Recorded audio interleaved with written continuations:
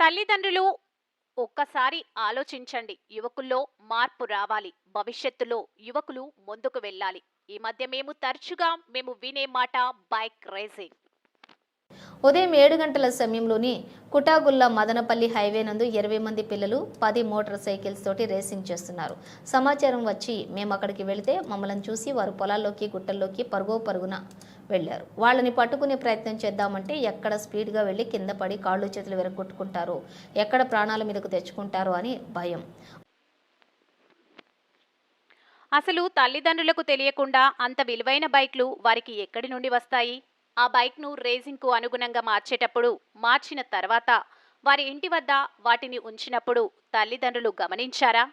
వారికి అంత డబ్బులిచ్చేది ఎవరు? డబ్బులు లేకుండా అంత విలువైన బైక్స్ వారికి ఎలా వస్తాయి? వారి అలవాట్లు ఏమిటి? అంతా ఉదయం పూట, మధ్యాహ్నం, రాత్రిపూట ఎక్కడికి వెళ్తున్నారని తల్లిదండ్రులు వారిని అడుగరా? ఒకవేళ పోలీసులకు సమాచారం వచ్చి వారిని పట్టుకొని కౌన్సిలింగ్ ఇచ్చే నిమిత్తం పోలీస్ స్టేషన్కు తీసుకువచ్చారని తెలియగానే తెలిసిన వారితో పోలీసులకు ఫోన్ చేయించేది తల్లిదండ్రులు కాదా?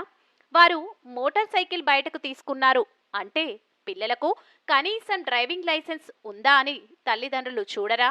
వారి సంగతి సరే, వారి వలన ఇతరులు ప్రమాదానికి గురైతే వారికి జవాబుదారీ ఎవరు? పిల్లలా? తల్లిదండ్రులా? పోని పిల్లలకు ఏమైనా అయితే నష్టం ఎవరికి? తల్లిదండ్రులకు కాదా? తల్లిదండ్రులు కాస్త ఆలోచించండి. పిల్లల మీద దృష్టి పెట్టండి. వారి భవిష్యత్తుకు మార్గదర్శకులు మీరే. Inspector of police, Kadiri, Sathya Sai జిల్లా.